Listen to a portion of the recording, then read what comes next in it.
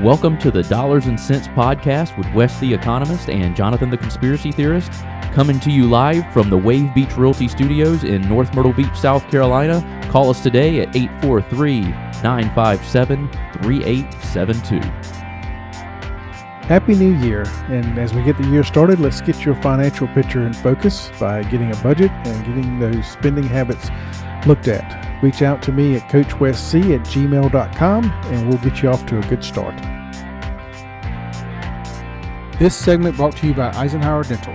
Reach out to them at 843-234-3110. All right, guys, welcome back into the Dollars and Cents Podcast with Wes the Economist, and I am Jonathan the Conspiracy Theorist. I'm actually up 32-0 on conspiracies, as John Kennedy said. I don't know that I'm much of a... Not many conspiracies left at this point, unless I guess we're talking about aliens still. And they're out there too, Wes. I never said there wasn't. I want to believe. They're out there. They're out there. Get you that X-Files. Yeah, I need to get. I'm gonna get some. I know we've talked about decorating this, and I need to get it done. But I'm gonna get me like some alien posters. The X-Files are what, over 30-some years old now. I remember they used to come on when I was a kid. And literally, one of the early seasons, they had Mulder and Scully going down to these mines where all these files were. And back then, they were talking about. Was it chicken pox? What was the shot you got? Yeah, I think it was chicken pox shots. That or measles, yeah. They used to take a chunk of skin out when they did it. Ooh. I mean, they were painful. My brother, I didn't have one because I'm young enough not to get the painful ones from before me. My brother's still got a spot out of his. My parents did. And in the X-Files, they go down in these mines with all these rows of files, and they see all this data collect on people. And then what does DOGE do this week? We're using a limestone mine to keep federal employees' files in. Crazy. Which I thought he was kidding. But there's pictures of it. Where did they say where it was at? Pennsylvania. Okay. Which, by the way, I think the one in X-Files was close to there, or in it's almost like they in knew. West Virginia or somewhere in that area. So yeah, wow, that's crazy. But we got to come up with new conspiracies, like they keep saying. But I don't know if you really can call them conspiracies anymore. I know so much is proven true. It's like I think conspiracy theories are just going to go to the wayside pretty soon. It's just going to be talking about facts no matter what. Federal employee retirements are processed using paper by hand in an old limestone mine in Pennsylvania. 700 plus mine workers operate 230 feet underground to process. 10,000 applications per month, which are stored in manila envelopes and cardboard boxes. That is insane. The retirement process takes multiple months. Wow. With all these computers, we're just keeping them in manila folders. I'm surprised they even keep most of these files. You would think, like, as much corruption is going on, that they would just burn it. It's like, why do we want to keep this? The bureaucracy is so big. One hand doesn't know what they're doing. I think I told you about the COVID special that Glenn did last year, a year and a half ago, where he literally had freedom of access requests sent to all these agencies for emails, and they sent him back all these emails. Fauci was the one they were targeting. Yeah. But they had the distribution list, so they requested all of them, brought them all back together, which all of them were redacted. Of course. Well, the problem was they were all redacted in different areas. They literally pieced it together like a puzzle. Yeah. Yeah, I remember you did tell me about this. It just tells you, bureaucracy just cannot act efficiently. Yeah. Just doesn't happen. Right. So DOGE is actually have a very easy job. Before we get into this, though, we have hit 500 followers on YouTube. So 508 as we record this. Yeah, we made it. And 99 videos with 100th video hitting tonight. Yeah. Yeah. So, Mama, I made it. I'm on the big screen, Mama. We need 1,000. So yeah, I know. We gotta get 1,000. Halfway there. Oh, we are, and very quickly because we were at 40 in December. Yeah, we're. So if we keep that up, we'll be doing well. Yeah. I'm impressed so far. It's we're moving right along. We're starting a new series this week. Quick clips. A lot shorter times. Yeah, we know you guys have the attention spans of infants out there, so we're... Hey, stop insulting 508 subscribers. Sorry. The people that haven't subscribed yet, you guys have short attention spans, so to get you to subscribe, we're going to do quick clips, so you only have to listen to us for 5 to 7 minutes instead of 55 to 57 minutes. Right. So we're going to have one podcast a week on some several topics probably. Yep. But then the quick clips will hit different ones very quickly. Yep, and so we'll have full-length podcasts. That'll go on the YouTube channel. That'll be on our Spotify or Apple, or everywhere you find your podcasts. And then the quick clips will also be on the Spotify channel? Yeah, we'll have the quick clips out there. They'll just be obviously small clips each week. Yep, and then obviously we'll have them up on YouTube, Rumble. We share a lot of them on the Facebook page. Yep. Instagram and I'm going to keep numbering like I do. I try to put in the title which season it is, which episode. And we're going to start, actually, I guess the first one, as you hear this, is released yesterday, season 1, episode 1, just describing what we're going to be doing. Yep. And on Wednesday this week, we'll have our first one. And I've already forgot what the first one's going to be about. It was Doge. No, it was about confirmations. Which I'm sure we'll hit today on the podcast. So. Yes.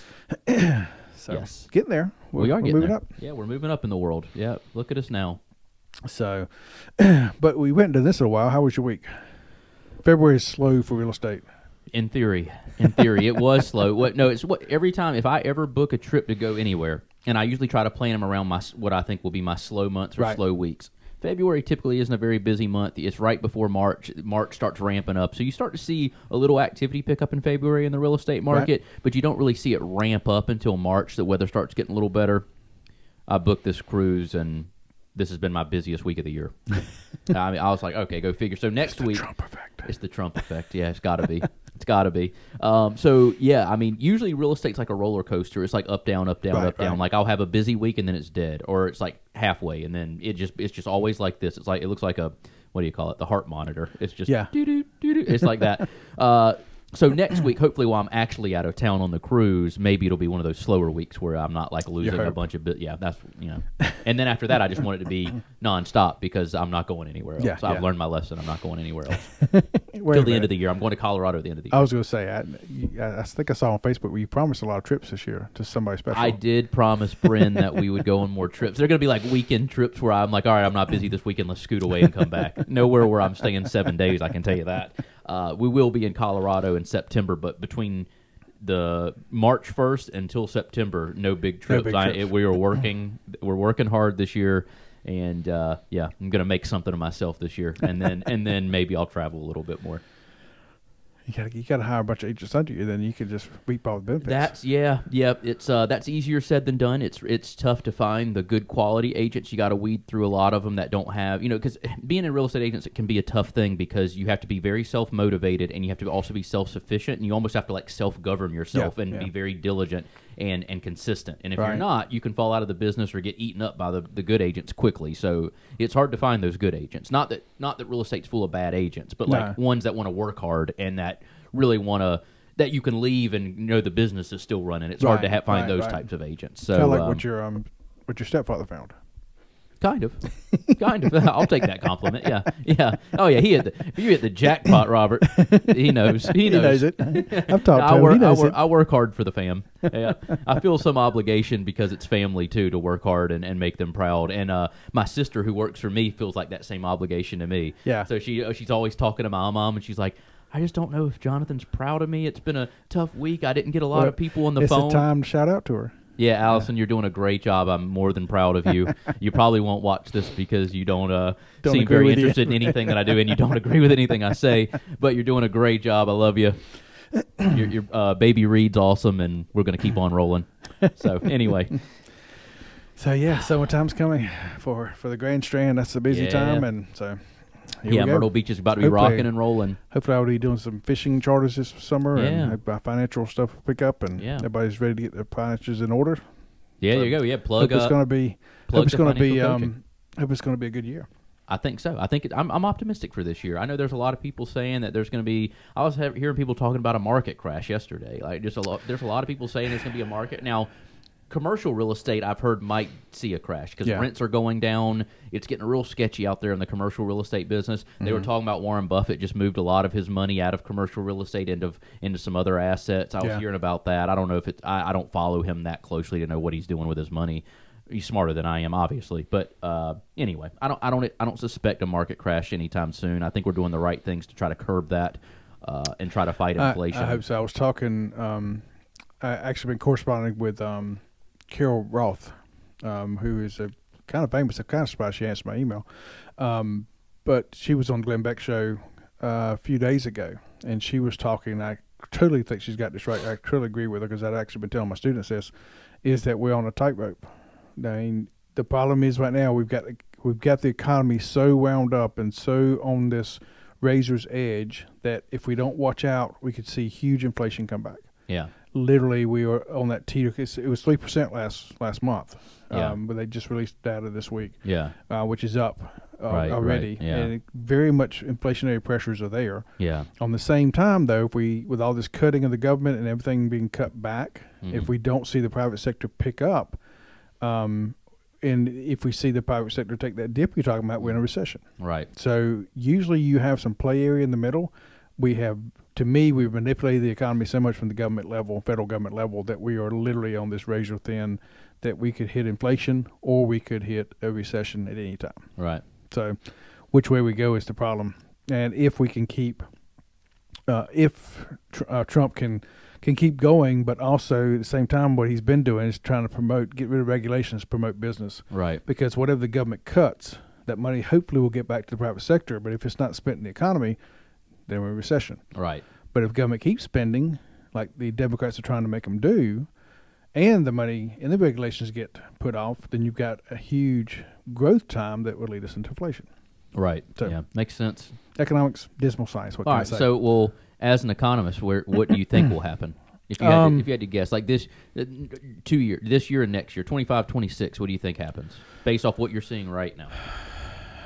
I love putting them on the spot. I know, really. And the economists are terrible at predicting. I've told you before, the famous economist said, we're very good at telling you why what we predicted yesterday didn't come true. But I'm still very pessimistic. Okay. There's too many things that could lead us down into recession. I am worried about a market crash. I'm worried about us still having some kind of a cyber attack or something to put our systems down. AI scares the crap out of me with what's going on there. There's so many things I can see putting us in a recession. So if we have anything, I think it'll be a recession in this year and a half. I'm hoping, though, with what Trump's doing, it'll be a mild one. Because when Biden was in, I was expecting if we did hit those marks, that we head into depression. Yeah. So I'm more hopeful that it'll be small. But again, if things go the opposite of what I'm seeing, then we could see 6, 7, 8, 9, 10% inflation again. Yeah. Wow. So. Well, thanks, Wes. That makes me feel really good about the real estate economy. I'll be sure to pass that along to my clients. Eisenhower Dental, located at 107 Waccamaw Medical Park Drive in Conway, a place where you can find all your dental services, including general dentistry, cosmetic, restorative, and pediatric dentistry. Reach out to them today at their website, eisenhowerdental.com, or call them at 843-234-3110, 843-234-3110, and tell them Wes the Economist sent you.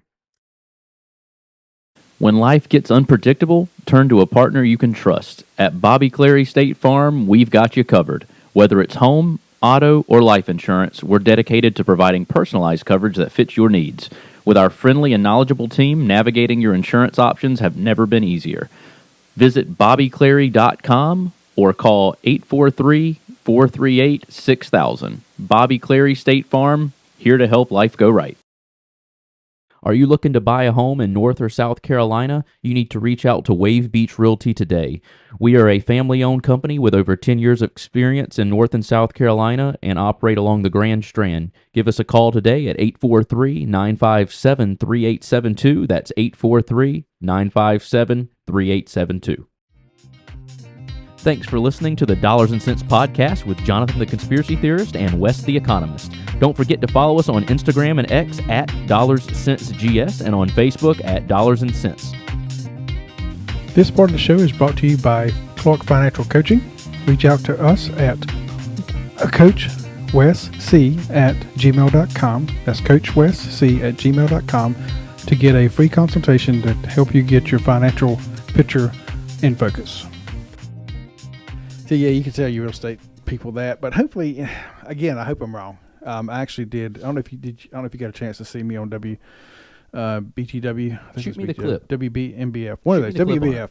I thought I did. I didn't. I didn't think. I don't. Okay. I remember you sending me that. They were asking me about the eggs prices. So I'm up on there. I saw that when I was actually on the way here, I was on Facebook, which is a great thing to be doing while you're driving. And he didn't say that out loud. I didn't say that out loud. I would never do that. The car was driving itself, actually. I wasn't driving. Thank you, Okay. Elon. I saw that you had posted on the Dollar Cents Facebook page, like the link to it, but I didn't have time to. I was almost here. Yes, I was telling her, the prediction is egg prices up 20% more this year from what they're at right now. And I hope that prediction is wrong. Because, again, we economists are not good at predicting stuff. And the reason that is there's so many things going on at once. Economics is a social behavior science about why people are doing what they're doing. Right. And so when you have so many variables changing at once, if you get one or two out of sync, your predictions are wrong. Right. And that's why you have economists that usually have a short run, because they will happen to be the ones that hit it right, but then the future predictions are wrong. Right. Unless you're Krugman, who has been called on by the mainstream media now for like 20 years, who have literally not predicted anything right. That's a whole other story. Yeah, if you're 0 for 60 on predictions, it's probably time to hang it up. Dr. Laffer, who is 88 or 89 years old, he's still on Fox News about every week. Oh wow! And he's done pretty well, but he's learned the gift of saying stuff without being real, like taking a side, just kind of like staying on the middle, so you kind of look right either way. Yeah, which he's a very smart man. He came up with the Laffer curve, which people try to say. I've heard of the Laffer. Yeah, it shows about taxation. When you reach a certain point of taxation, your tax revenue actually goes down, which was proven by Ronald Reagan in the 1980s. Everybody blames Ronald Reagan for the debt that I keep showing you and freaking you out about. Yeah. But actually, Ronald Reagan, because they say he dropped taxes and debt went up. Well, no, he dropped taxes, revenue went up, but then the Democratic Congress started spending like crazy. It eclipsed all the money he brought in very quickly. Got it. And we haven't stopped since the 80s. But again, we saw it in the 2017 with Trump when he cut taxes. We actually saw tax revenue go up. Yeah. So you're saying if you overtax, in theory, if you tax people more income should come in, but you're saying when you overtax people, it actually goes the opposite way. Yeah. There's a line where and it's the easiest way to think about it is people who work overtime. Right. I hear this all the time, which this is not a good example because you actually are not paying more taxes. You do for that time period, but you hear, I don't want to work too much overtime because I get less take-home pay. Yeah. But the thing it is, the IRS and its archaic ways of doing things, when you make that one check that's got 30 hours overtime on it, they take that and act like you're going to make that every week. Right. So they take out taxes to match that for every week. That's the reason you get too many taken out. So that money just goes into your pool with the IRS, and you get paid back at the end of the year, which we need some time to talk about. You got to stop. If you're listening to this, stop wanting a refund at the end of the year. Yeah. Because that means the government has used your money tax-free all year long. It drives me crazy. Right. But anyway, and then these commercials are coming on now. We'll get your refund back early. Blah, blah. Yeah. No, you need to prepare them so they don't have a refund. Right. All right. And then they have more of their money up front, and they could actually, and if they took that money that they're waiting on in a refund and invested that and compounded it in any investment vehicle, they would triple quadruple. It would go. It's tenfold. You know about compound interest, but so, but that idea that people don't want to work because if I work, I'm just going to get taxed more. Well, that's the same thing across the board. If you tax people too much, there's the disincentive to work. Yeah. And when you drop taxes, people are like, oh, I can keep more money, I'll work more. Yeah. So that's what the Laffer curve, he came up with in the 60s, literally came up with in the 60s on a napkin in a restaurant. Then developed a theory from there. Wouldn't you also, if you overtax people, wouldn't you start losing the quality of candidates for specific jobs that make more, that maybe work overtime? Let's say, I don't know if doctors, I think their salary, so it probably doesn't apply, but let's say you're a nurse and you're making, $100 an hour. I know they make pretty decent money, 100, 120 an hour, whatever they make.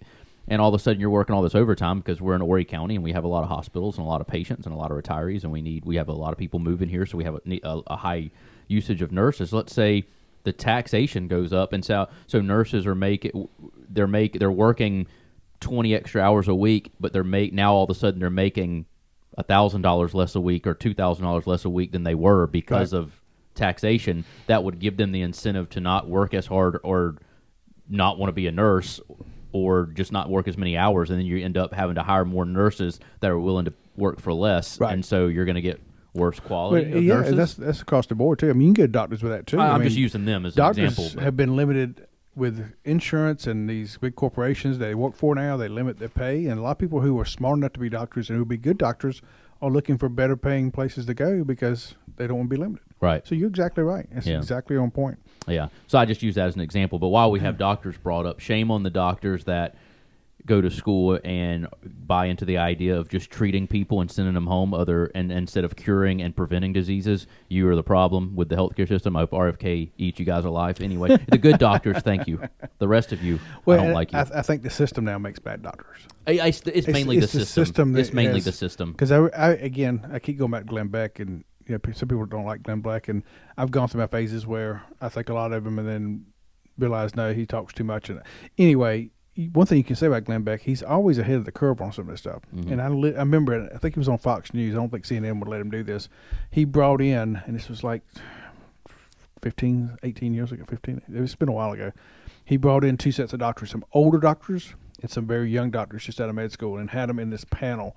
And I remember him having them, I think it was in New York, and because I could see the skyline in the back. Yeah. And you could see the difference in what they thought about it. The young doctors were just not about the money. They were saying they were just there to do good things and all that. And older doctors like, without the money, you can't get things paid. Mm-hmm. And then you could just see the difference in how doctors approach things. Now, you fast forward 10, 15 years, that's what you're seeing now. You're seeing doctors who are just used to, this is what I do. I treat symptoms. I don't treat the problem. Turn them and burn them. So many I meet, and I finally found a couple of good ones. So many I've met, they don't really care about, like you said, finding the source of anything. Yeah. They just want to keep treating you. Right. I actually went to see this one young guy. He's actually Canadian, working here as a doctor. But he literally, he's got to be in his early 30s, about your age.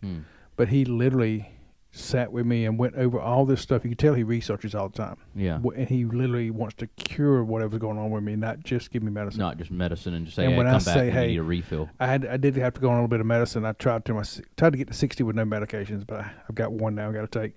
But he's also working with me to get off of it already. That's awesome. Yeah. So, yeah, that's good. That's what you want in a doctor. Like, if I have something that can be treated with something else that can get me off of this medicine, tell me what that is so I can work on it. Right. But don't just say, oh, you need this medicine. Oh, well, now this is happening because of the side effects of this medicine. We'll put you on this one and this one. It's like, I don't want you to just throw pills in my face. I want you to tell me why I have to take this pill.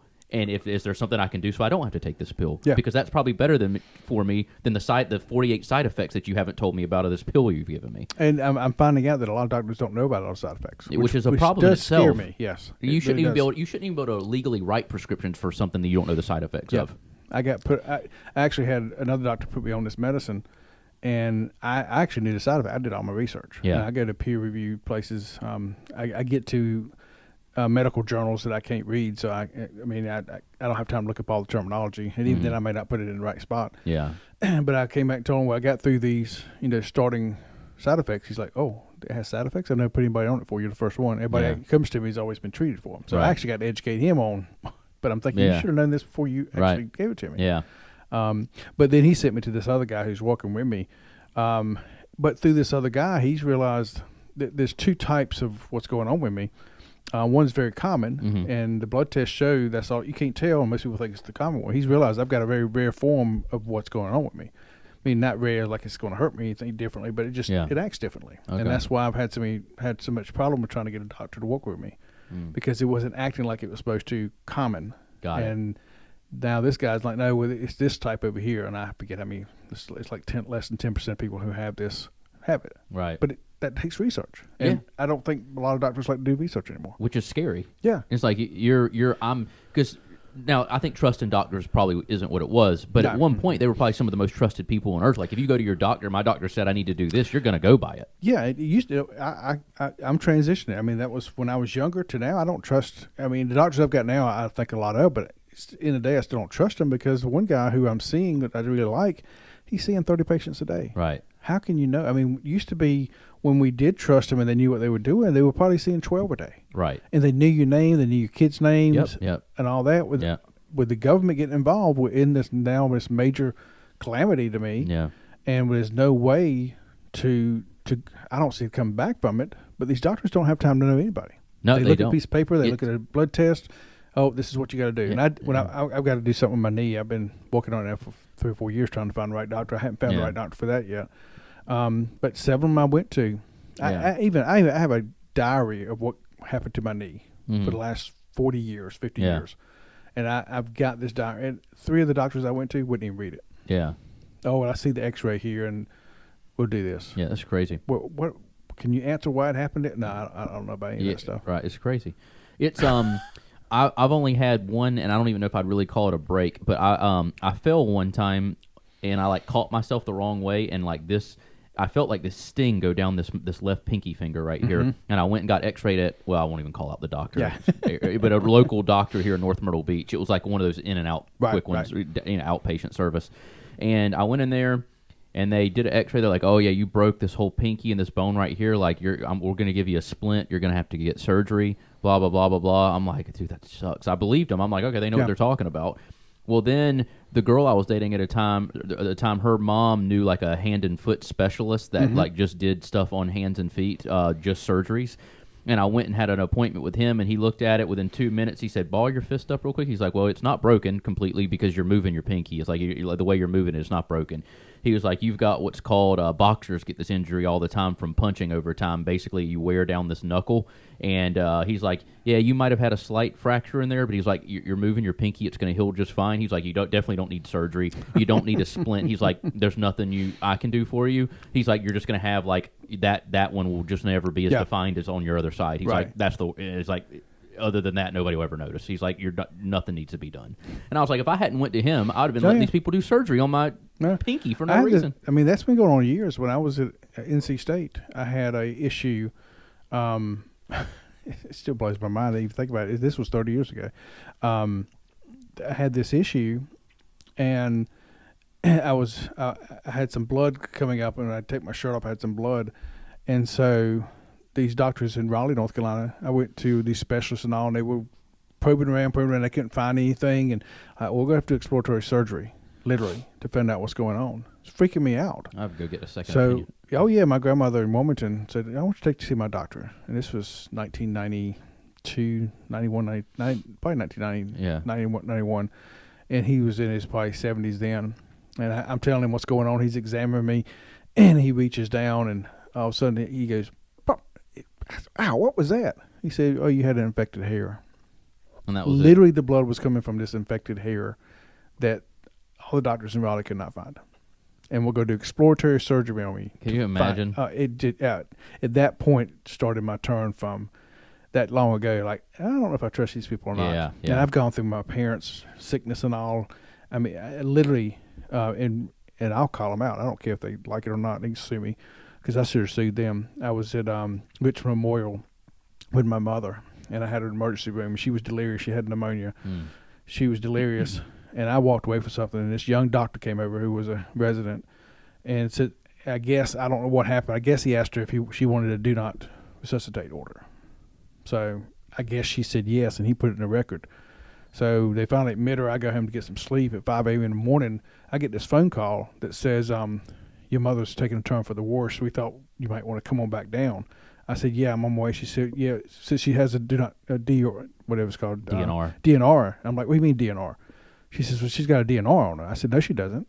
And she's like, well, it's in the records. I said, well, she has not been coherent since she's been there, and I didn't put it on there. So who put it on there? Well, you just probably need to come down. So I get down there, and I have to convince her to tell her to do treatment because they weren't going to do treatment. Yeah. And she finally shakes her head yes, and they start treating her. And I pulled the first. I said, I don't know what's going on. But she has not been in her right mind since she came in here. How do you have a DNR? She doesn't even probably know what it is at that point. And they're like, well, I'm not sure. I'll have to check. It's in the records. I said, well, you better find out quick. So they started scrambling. I was too worried about my mom. Of course, yeah. At this point, my lawyer would have been there with me at that point. Right. But they made this intern doctor who thought he was God. He's one of those people. Oh, he had to come and apologize to me. And I could tell it was, he was seething it all. I could tell. And I laid him out one side or the other. And I know he was so mad that this dweeb was telling him what to do. Anyway, so stuff like that just drives me crazy. Yeah, it's crazy. It's the healthcare industry, and I'll tell a story another time about like what happened with my sister with her first child. It's a sad story, but it's totally the fault of doctors and not doing the right thing. And it was worse because it was military doctors. And you can't sue them on a military base. Nope, not at all. Yeah, that's another story for another time. But it's crazy. It's sad what happens. We didn't get to Washington or Doge at all. No, that's what we were supposed to talk about today. I mean, we went down a pretty good rabbit hole and had a good conversation. Oh, yeah. I guess we'll have to bounce back to that on the next episode then. Yeah, we can definitely do that. So we'll see you Wednesday for the quick clips. Yep. So check out our reels. Yeah, so we tricked you. We said we were going to talk about one thing, and then we went down a rabbit hole.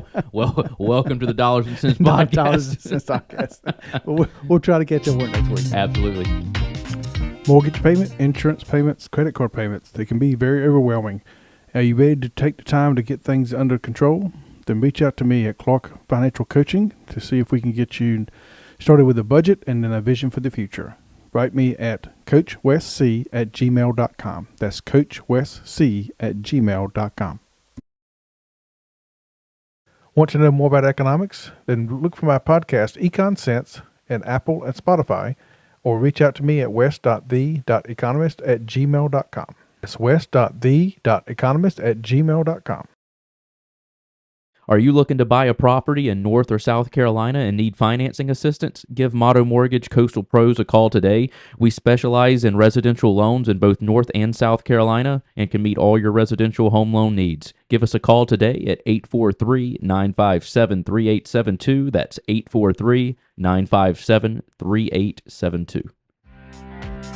Thanks for listening to the Dollars and Cents Podcast with Jonathan the Conspiracy Theorist and Wes the Economist. Feel free to reach out to us on email with any feedback or any topics you want to hear on the show at dollarscentsgs@gmail.com. That's dollarscentsgs@gmail.com.